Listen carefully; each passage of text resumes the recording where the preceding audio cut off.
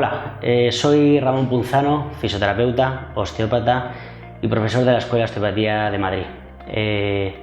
Me gustaría invitaros a hablar un poco del abordaje osteopático sobre una patología bastante común que vemos en nuestras consultas, como la epicondilitis, también un poco llamado la mala llamada patología de epicondilitis, porque desde bastante tiempo ya atrás en publicaciones estamos viendo que realmente no hay células inflamatorias en la patología tendinosa como la que habitualmente vemos en las consultas, sino que estamos hablando más de un proceso degenerativo de la estructura tendinosa, con lo cual en este caso la epicondilitis casi sería mejor llamarla tendinopatía de los extensores radiales del carpo.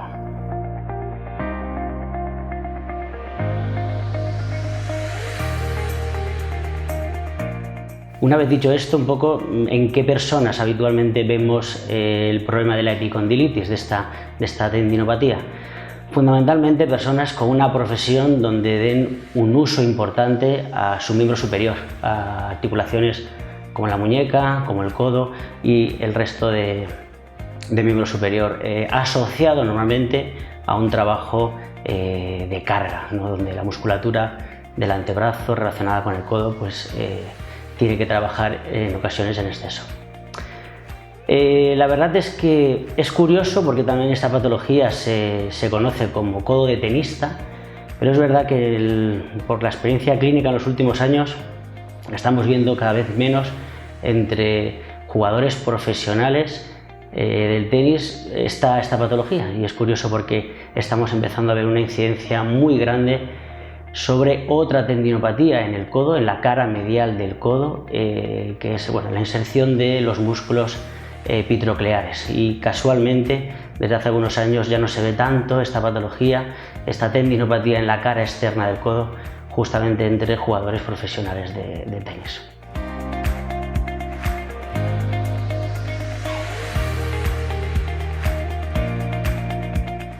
Es verdad que para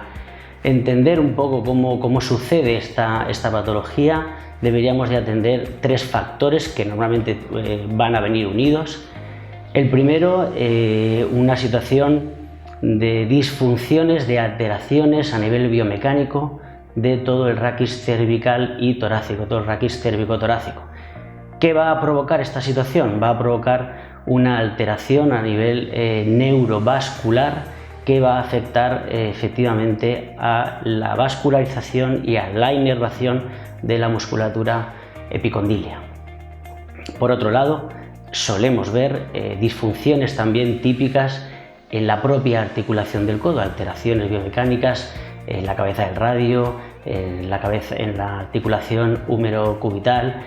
situaciones mecánicas que hacen que en este tipo de personas con una profesión donde suelen hacer un mayor sobreuso de esas articulaciones, la musculatura relacionada con el epicóndilo, con la cara externa del codo, se vea mucho más afectada. Por último, aparte de estas dos situaciones, tenemos que tener en cuenta que habitualmente se asocia a un microtraumatismo de repetición, es decir,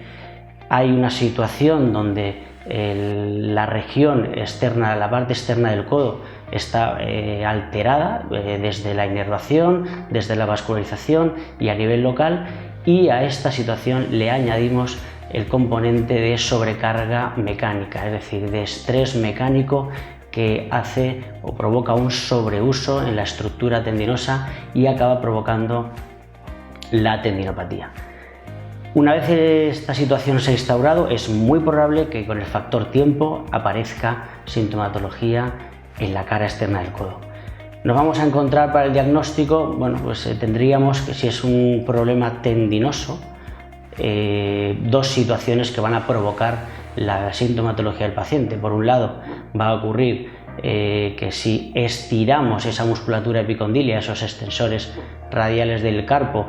vamos a poder provocar dolor. Si le pedimos una contracción, una activación a nivel muscular, es probable que también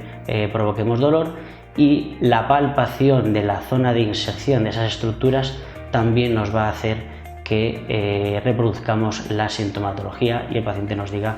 que nota dolor.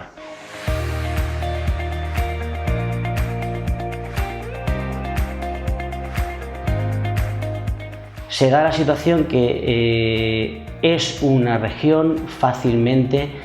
donde en ocasiones vemos un diagnóstico erróneo, patologías como una alteración a nivel articular en la articulación húmero-radial o una hipertrofia del ligamento anular del radio o un síndrome de la arcada de Frost o incluso una neuralgia cérvico-braquial serían capaces también de dar dolor en la cara externa del codo. Por lo tanto, es una patología donde deberíamos de hacer un buen diagnóstico diferencial y efectivamente verificar que estamos ante un problema tendinoso, ante una tendinopatía. Bueno, una vez hemos analizado los factores que han podido contribuir a la patología del paciente, una vez hemos podido hacer un diagnóstico que, por supuesto, lo podemos apoyar con toda la iconografía, imágenes, resonancias, radiografías, ecografías, todo aquello que nos ayude a hacer una correlación clínica y a verificar la sintomatología del paciente con las imágenes que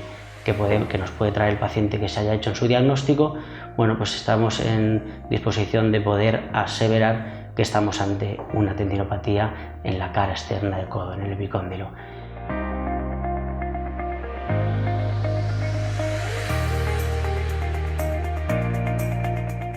El tratamiento va a consistir en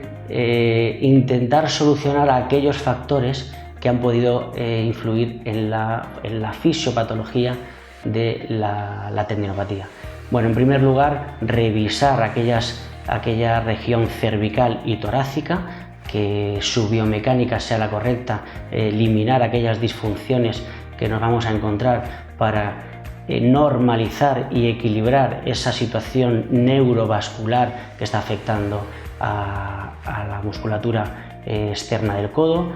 Por otro lado,